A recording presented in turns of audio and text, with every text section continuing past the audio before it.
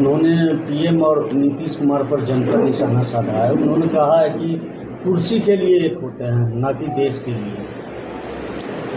खड़गे साहब बहुत बुजुर्ग और वरिष्ठ नेता हैं। इनको देखते हैं तो सरदेश सीताराम केसरी जी नजर आते हैं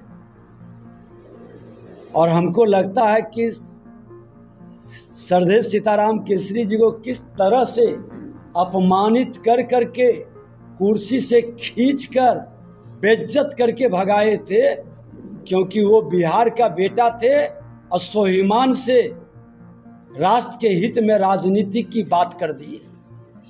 सोनिया गांधी को पचा नहीं। और खड़गे साहब को जब देखते हैं कि कांग्रेस के सोने के चम्मच लेकर जन्म लेने वाले राजकुमार राहुल गांधी के सामने कलजोर कर खड़ा होते हैं और राहुल गांधी के इशारा जब करते हैं तो बोलते हैं और जब इशारा करते हैं तो चुप हो जाते हैं। ऐसे बंधुआ मजदूर गुलाम की मानसिकता में जीने वाले लोग कांग्रेस को ही बीमार नहीं किए, इस देश के लोकतंत्र को बीमार कर दिए हैं। और ये लोग बंधुआ मजदूर के बीमार लोग हैं। कांग्रेस राजद में भी बंधुआ मजदूर के तरह काम करने वाले नेताओं को अगर जो मुक्ति चाहिए तो भारतीय जनता पार्टी लोकतंत्र का, संविधान का रक्षक के रूप में मदद करने के लिए तैयार है। उन्होंने ये भी कहा कि ये सरकार जो है किसानों और पंछियों को बर्बाद करने में जुटी है। अरे किसान को बर्बाद इन्होंने किया। आज किसान की आमदनी दुगना की तरफ प्रधानमंत्री का जो संकल्प था, आज गेहूं में 1.5 उपज, चावल में दुगना, मक्का में 2.5 गुना।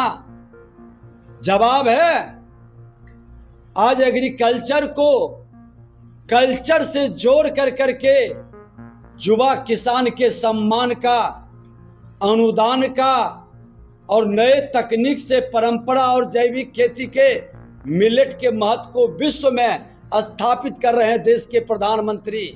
और खड़गे साहब, आपके नेता जिनको बना करके घूम रहे हैं वो अनाज का पौधा भी नहीं पहचानते हैं। इसीलिए हमने वैसे नेताओं के लिए और उनके बाल बच्चों के लिए बिहार के कृषि विभाग के कृषि मंत्री के नाते कृषि फॉर्म में हर तरह के खेती और पौधे, फल फूल का, औषधि का पौधा लगवा रहे हैं कि राहुल गांधी जैसे, तेजस्वी यादव जैसे जो सोने के चम्मच लेकर आते हैं, डायरेक्ट बड़े पद पर बैठते हैं और भारत के संस्कृति, भारत के कृषि, भारत के कल्चर को नहीं जानते, वो समझ सके।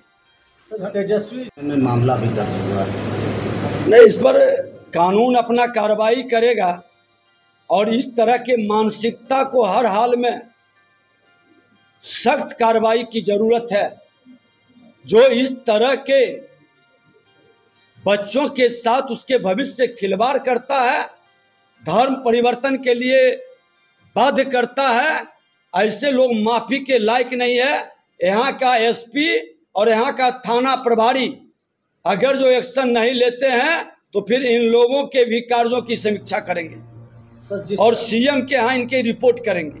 सर, जिस पे आरोप लगा है वो सरकारी स्थापना में लिखित के कोई भी पद पर हो, कोई भी व्यक्ति हो, किसी भी परिवार से जुड़ा हो, ऐसे लोग कानून के दायरे में ईमानदारी से कार्रवाई होनी चाहिए। क्या लगता है सर, पीड़िता को न्याय मिल पाएगा? न्याय देने की जिम्मेवारी प्रशासन की है। न्याय के लिए सरकार निर्देशित कर रही है। जोरदार हमला है।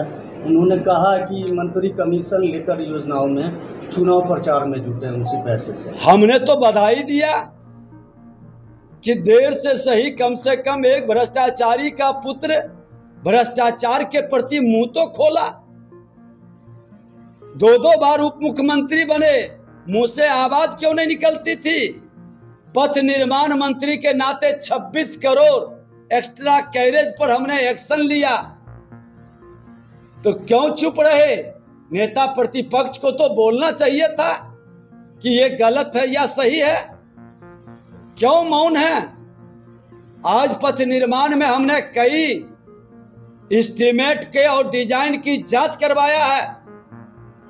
OPRMC से बन रहे रोड में कई ऐसे संवेदक हैं जो राजद से जुड़े हैं, बिना काम के पैसे वसूलते हैं। आज उनको ब्लैक लिस्टेड भी हमने किया।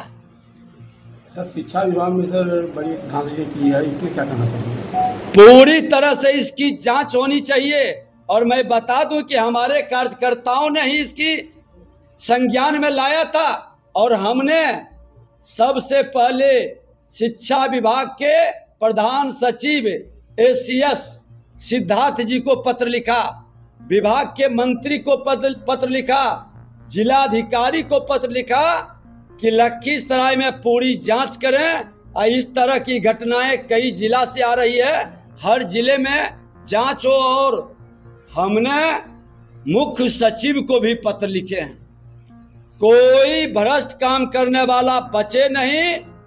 और ये भ्रष्टाचारी लोग बरगलाने के लिए मेरा नाम को सम्मिलित मुझको किसी से संबंधी से जोड़ते हैं। उसने तो ये सारा पत्र भी दिया है, उसने तो कहा है कि मेरा नाम कहीं भी आवे या हमको साबित करे कौन है फलना। अरे कोई भी फलना हो, मेरा बेटा तक ही क्यों ना हो, आप उस पर कार्रवाई करो, FIR करो, पैसे की वसूली करो, जेल भेजो। विजय सिन्हा किसी को बचाने नहीं जाता है।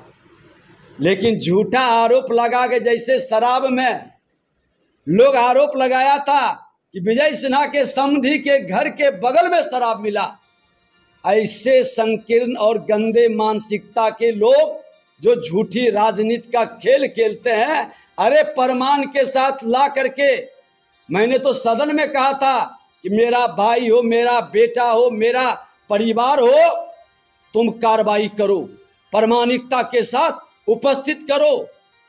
आप बयान दे रहे हो, प्रमाण दे करके FIR करो। एक प्रतिपक्ष की भूमिका होनी चाहिए कि जिले में पैसे की लूट हो रही है और बिहार सरकार का उप मुख्यमंत्री जांच के लिए लिख रहा है। ये NDA सरकार के पारदर्शिता का सबसे बड़ा सुशासन का उदाहरण है। कौन अपने सरकार के ही गलत कारनामों को आम लोगों के बीच की शिकायत पर संज्ञान लेकर एक्शन लेता है? ये मोदी जी के नेतृत्व में, नीतीश जी के नेतृत्व में NDA के ही हिम्मत है। ये लालू यादव कांग्रेस के रीजन में ढकने का, बात दबाने का, बरगलाने का, भटकाने का खेल।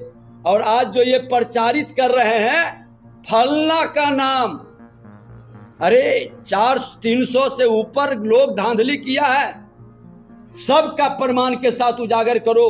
अगला जिसका तुमने नाम लिया है वो तो लिख करके दे रहा है कि इस नाम का कोई आदमी है ही नहीं। फिर इस तरह का वातावरण से बचाना चाहते हो उन भ्रष्टाचारियों को जो पैसा लूटा है जिले में, और इस तरह के माफिया जो पूरे राज्य के अंदर सरकार के मनसा को, सरकार के राजस्व को लूटने का खेल खेलता है। ऐसे गंदे लोग नहीं बचेंगे। हमने तो खुल करके अपने माननीय सांसद महोदय से भी इस पर बात किया और खुल करके कैबिनेट में हमने बात रखा है कि ऐसे भ्रष्टाचारी को हर हाल में बिना काम किए पैसा लूटने वाले मानसिकता को कभी फलने फूलने नहीं देंगे। इस पर ब्रेक लगेगा। मेरी मनसा नहीं है किसी को परेशान करने का, लेकिन शिकायत आएगी तो एक्शन से हम बाज नहीं आएंगे।